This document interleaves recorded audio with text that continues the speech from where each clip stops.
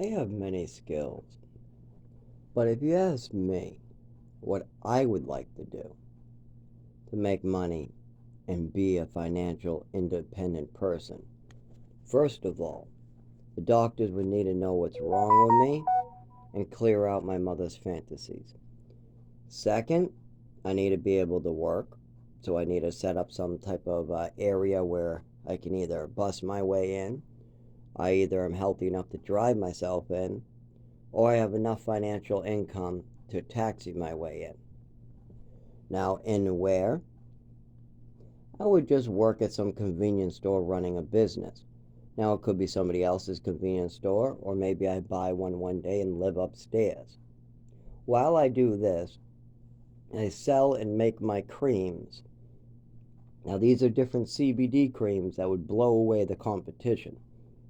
And the profit margin is ridiculous. Cost me $12 to make a $100 version with argan oil and the best ingredients. Cost me $8, maybe $5 to make a cheaper version with coconut and jojoba or something like that. 2-ounce jars go for 60 for the cheapest ones online. The profit margins are ridiculous. Everybody wants them. It's not just that. I experimented with some formulas and I had people lined up. All the elderly people, all the people over 50 wanted the creams, all the younger people wanted the liquid itself. So I was blowing it out of proportion, but I was word of mouth and it was my customers meeting me at home and I wasn't selling them. I was like, you buy me $26 worth of argan oil, I'll give you a jar. You buy me this and this worth $50, you get a jar. You want a vape, you buy me $15 of this, and it just kept on making my business better. But I wanted to get a website where I actually sold it for cash and then gave out business cards and some advertisements at my work. That way people can see it. Plus, a lot of stores like I work at have CBD licenses. So they already sell CBD. So that was something that you can add on to where I already work. If I'm living upstairs, that takes the 400 a month in transportation out. Also makes it cheaper to live, so that's great. On top of this, I'm always going to be volunteering some of my time, so on weekends, maybe I stop at elderly people and I'm working as a HMA, or maybe as a bonus of $200 a weekend or whatever. So I work for a church or HMA service or something helping the elderly or disabled children or disabled people like I always do. And I stop helping so many shitheads because there's a lot of people at the bottom that have fallen through the cracks, and that's who I've been pulling up into the cracks, out of the cracks, and then the state takes over. A lot of these people have services, 20 services that they can get, but they're not getting because the state has let them fall between the cracks. So I lift them up, and then they get housing, they go into assisted living, they get back with their family, they stop hooking and get sober because they found a rehab they like, whatever it is. Some of them are pregnant and they need some place to stay, some type of shelter until they can go with the sister who will drive them to Pennsylvania. But that's going to take 6 months of me kind of being a mediary, things like that. I still want to be able to help my community and do God's work through Jesus, is following Jesus and following his lead, stuff like that. And it's not just his religion. Now, I am Roman Catholic, and that's just my religion. That's the group of people I belong to. I belong to Holy Rosary Church, which is a Roman Catholic church. But, but, I think the teachings of Buddha can help a lot of people. I don't believe in Buddha. I don't believe in that. But I do believe that my religion has a lot of crossovers. Like, for instance, I meditate, but I also pray at the exact same time. How could that be? How could I be following Buddha in meditation and be following Jesus in prayer? Because they're the same thing. So, with that, I'm able to talk to a lot of other people. Like, there was an Asian family, they believed in Buddha. And if they want to meditate or bring me to their church, I will not become a member, But I'm willing to sit with them in a bench and then ask them if they want to come to my church. Absolutely. I'm willing to sit with them and meditate while I pray. No problem. So, yeah, I definitely want to be doing that still as well. So if you ask me what I would like to be doing, those are some of the things, as well as after I have my financial income and my and some type of stable. Let's say I bought in my 50s, somehow I owned a apartment above a store. Well, maybe I go on Christmas on vacation to South America with a missionary group for a year to do something because I saved up 40 grand. I paid up for my store and I close it for a year. Those are things you can do if you save, and you have a good strategy. I have watched from the pros, and I also know how to pump information out of other stores who are doing well. If there's a store in the neighborhood or in a different city that's doing really well, I can walk in as a customer and really pick up information that we can apply to our store. As well as I've worked in enough stores to see all the different ways that things can be done. There's the mom and pop way, there's the corporate way, there's training, and the worst part is that I would need a partner. Somebody who could set up the electronics, do the filing paperwork like the CBD licensing and the liquor licensing. Yeah, I'm liquor licensed to sell alcohol, but not stock my store with alcohol.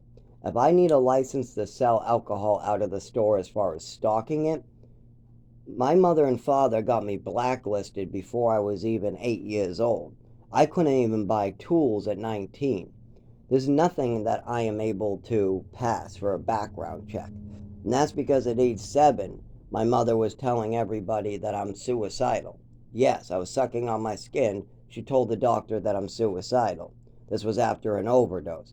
Also, I ate some mushrooms outside and repeated something another adult said to another 5-year-old that I didn't understand that had to do with suicide. And my mother turned all these words around. I told my mother I'm not trying to kill myself, but she liked it the other way around. So she drilled me until she got what she wanted. And then she went around telling everybody this over and over, trying to convince me that I'm some suicidal kid. Even though I don't want to die, I want to live. I don't like being on the ground dying, no. But my mother keeps on drugging me, and I've almost died a couple times. During the overdose, my breathing slowed down, I lost my vision, and I went unconscious. I could have died that night. I didn't like that. I don't like that at all. But my mother said, when I eat mushrooms, because it's a pretty red mushroom, because that could kill me, and because I repeated something another adult said that had to do with killing yourself, that means something else. But then I told my mother it was like eating mushrooms on a pizza, and I told her very clearly, I am not trying to kill myself. I am not trying to kill myself. Then my mother asked me, well, why is Seth saying you are trying to commit suicide? Because I said those words without understanding them. The week prior, I went outside, tried to eat a mushroom, and a grown adult said, what are you trying to do? Commit suicide? Put that thing down. And then I put it down, and that was it. The following week, I'm with the 5-year-old. I go to eat the mushroom again. He asks me what I'm doing. I remember back to the previous week, and I just repeat the phrase without knowing properly what it means. I'm just eating it like it's food. Smiling like, oh no, I'm committing suicide, whatever that means. It's something bad. I don't know. I'm just eating a mushroom. And it was stupid, but I'm a stupid 7-year-old who spent his whole life in an orphanage, away from all this stuff. And it looks pretty. It's a red, colorful mushroom. So, my nephew, who's able to watch television and he's a little more up to date, his mother isn't having him redo first grade. He's not having full body epicac punishments. He's not getting overdoses while going to watch Batman Mr. Freeze. See, when my nephew goes to watch Batman Mr. Freeze, he sits there and watches Batman Mr. Freeze. When I go to watch Batman Mr. Freeze, I'm called in the hallway to take pills. I lose my vision. I lose the ability to feel my body. I start screaming for help. My mother calls for help, but then they tell her to bring me to the emergency room. She refuses. My breathing slows down. I can't feel anything on my body. I can't stand up. I pass out, and they let me sleep it off, and I never get to see Batman. That's how my night goes. So I don't understand. I'm a stupid fucking kid. And when I'm like between the ages of 5 and 7, I'm the stupidest fucking kid. Oh, pretty red mushroom, yummy. Now my mother's yelling at me. But I know this. You asking me if I'm trying to kill myself. No, I'm not. No, I'm not. I answered the question. Why do you keep on asking me the same question? No, I'm not. Then she goes to scream at my nephew, going, why did you say he was trying to commit suicide? Why did you say he's trying? Because that's what Zach said. Because that's what Zach said. And it is what I said without knowing the meaning of either word. Because another adult told me the phrasing. But at the time, my mind is spinning because I have a mother screaming at me. And now, okay, a normal punishment would be a spanking after a recommended dose of Epicac, right? Measure out a spoonful of Epicac, give it to your kid. He vomits up the mushroom. Maybe you bring him to the emergency room or give him a spanking, right? Not with my mother. With my mother, she twisted all the words around. No matter how many times I told her I was trying to eat it like on a pizza. I was trying to eat it like on a pizza. I'm not trying to kill myself. Now my mother loved what my nephew just said. My nephew just gave her something to twist up into a mental illness. So now my mother's all on the train of, oh yes, oh my son's suicidal, my son's suicidal. I knew it. He sucked on his skin last year and I knew that was suicidal. Yes, he sucked on the skin, he was suicidal. He's doing this, now he means he's suicidal. So then she decides, well, I know how to teach him a lesson. I'm going to give you a full bottle of Epicac and your stomach is going to hurt for the rest of your life after today. And then she goes to show me. She runs the sink, goes in the other room, grabs a bottle, grabs a cup, comes in the bathroom, shows me the empty cup on its side, fills up the whole thing with pure Epicac. She goes to tell everybody how this extra Epicac, I'm giving you a full bottle of Epicac, a full cup of Epicac, filled up the whole bottle. Just a whole thing went in. You could see that the thing's almost upside down. She's getting the last couple of drops out. The whole bottle went in. Now she's giving it to me and telling me, you must keep on drinking that. So I drink it and I start vomiting. I've now vomited up everything. But my mother comes back in saying, no, you got to keep drinking it. No, you got to keep drinking it. Finish it. Drink it. Drink it. After I've already vomited up. Because this is not a regular dose of Epicac. And my mother is bragging about this. I gave him extra Epicac, so what? All the way to the day she died at age 19. My age of 19. So with all that shit going on, of course, the doctors are always going to have a mark, Zach suicidal, Zach suicidal, Zach suicidal, because you got a mother turning everything into suicide. Like later in life, at the age of 15 to 17, I bumped into furniture on different occasions. My mother said these scrapes and these scabs on my shins were because I'm suicidal. My sucking on the skin, because my mother gave me an overdose and I woke up with my body feeling differently. My nervous system is kind of numb. So I don't know what the hell's going on. So the next following night, I'm sucking on my skin like this feels different. When I lick here and I suck here, that does not feel the same on my arm because I'm a 5-year-old, I'm a 6-year-old. When I play with matches at the age of 5, my mother tries to brainwash me into convincing me that if you play with matches, the house could burn down. So that means I'm purposely trying to burn down the house. And she uses this logic and drills it into me. No, Zach, I say, I don't know what I'm doing. I don't know what I'm doing. Just like every other kid does. When I caught my nephew bringing my lighter to school, playing with fire at school at the age of like 6 years old, when I asked him, why do you have this? I got the answer, I don't know, I don't know. Same answer I gave when I was 5 or 6 years old. I played with a book of matches, I brought it to my closet, none of them would light because I didn't know how to do it. My mother found this, she's drilling me like a drill sergeant. I tell her I don't know, but that's not good enough for her. So she goes, were you trying to burn down the house? I answer her, no. But then she goes, yes, you were. And I say, no, I don't know. I don't know. Then she says, yes, you could have burned down the house. Matches are fire. That burns down the house. So you were trying to burn down the house. And she just keeps on drilling this into a child. Just like when my mother tried to convince me that I was schizophrenic. Yes, luckily, I know what a real schizophrenic is. So when my mother told me that playing with action figures means I'm schizophrenic because I'm making them talk to one another. Oh, look at the plane, jump off the plane, woo, get him, shoot him, boo.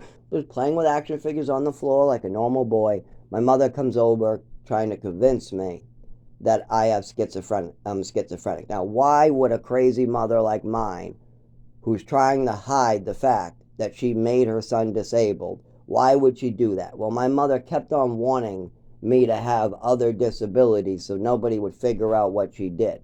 One way she could do this is getting me what they call medical induced schizophrenia, something my mother must have known about, seeing as she constantly pushed for medications I did not need, and this was one of them.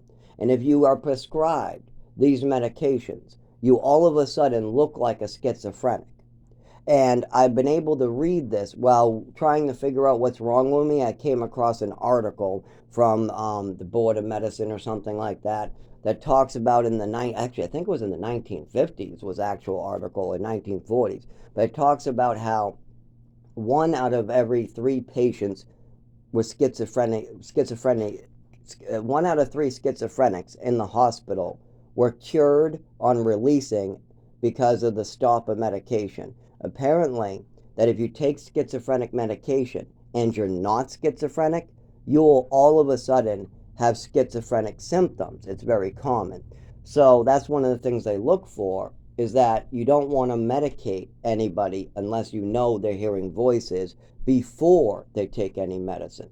If you have them all drugged up, you can't tell what are side effects of the medicine and what isn't.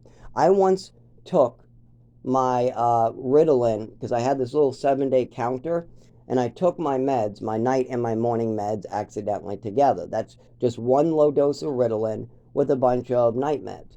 I was hallucinating. It was the worst experience ever. I told everybody I was high as a fucking kite. I speedballed. Oh my god, that was the worst thing ever. Now, don't get me wrong, I've taken a Benadryl in the morning, like to kind of help with the jitteriness or something like that. That's a speedball, I guess, too, but that doesn't get you high as a kite, like whatever the fuck happened when I accidentally took a Ritalin with my night meds. That was fucking terrible. I thought I was going to have a heart attack. I thought I was going to die. I did not do it on purpose.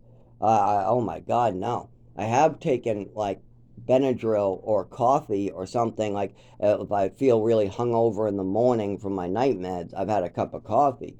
That's the same idea, and I used to openly tell people about that. But oh my God, when I took a Ritalin with my night meds, it was the worst. And if you were talking to a doctor and you told them about the symptoms of that interaction, they would definitely think you were crazy. So all my mother had to do was mess around with my meds, and I would be all over the place. And that's exactly what she was doing during my childhood. I figured that out for myself at the age of 17 when I accidentally took my morning med with my night med, and I was frickin' hallucinating in my bed. I had a frickin' my room was spinning. I felt nauseous. It was like the worst. I was high as a fucking kite, and all I accidentally did is take my one morning pill. That's it. Took my one morning pill because it was in a 7-day counter. I had morning and night in the same day because they only give you 7 days. And I didn't take my morning that morning. Instead, I forgot my Ritalin that morning. So because I forgot my Ritalin in the morning that morning, when I went to take my night and I just flip the thing back, take a sip, done. It's only one open. You open one and you flip it back. You don't even have to check because you took your morning. All that's left is night.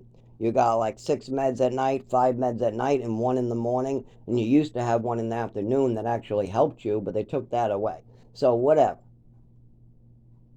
But boy, oh boy, I always checked for that Ritalin after that. I always checked to make sure that morning dose wasn't mixed in. Because that was a terrible, that was not a high I would wish on anybody. That was like speedballing meth heroin, and a bunch of alcohol all put together. That's the only way I can describe that. It's like drinking 5 nips, taking 10 milligrams of Percocet with that, and then taking a sniff of meth that lasts a long time, so that way you're high and down and all that at the same time. These meds that my mother had me on were fucking nuts. And of course, that was me making one mistake on the whole time. I was just doing as the doctor said. That was my thing. I do exactly as the doctor tells me. But I found out later at the age of 18 that the doctors were not doing right by me. I told the doctor that I was having extreme hangovers. I couldn't sleep because the high doses of meds you're giving me is causing me a fear feeling, heart palpitations, and I'm waking up so sick and hungover, and I have something else wrong with me. I don't know what it is. And you know what the doctor did? He told me to hang in there and upped all my dosage. I ended up getting fired from my job because of my night meds being too strong. My job asked me if I could go off my medication because they thought it was a problem to be on medication. The teacher said they wanted to call home to my mom at the age of 14, 15, and 16 because my medication was too strong. In my rehab facility at the age of 19, they said the medication that nighttime was too much. And that's all antipsychotics. They're all for bipolar, antipsychotics, depression, shit like that, even though I'm only asking for sleep. I'm only asking for a value. I said I have anxiety and I need to sleep. That's it. Give me an Ativan in the afternoon and an Ativan at night and I'm good. And during childhood, I'm not an addict. So that could have been done over all this other shit. Over the Ritalin, Xanax, Seroquel, Thorazine, Trazodone, Remron, Risperidone, and Lamictal, and a little bit of Thorazine, a little bit of lithium at a little time. But then I was fucked up all the time, and that was no good. No, I had to be fucked up and down and up and down. That's the way my mother wanted it, so I look bipolar. I can't be fucked up all the time. So yeah, it was fucked up shit that I went through during my childhood, and now I have to suffer for the rest of my life because my mother liked to play with pharmaceuticals. Yep.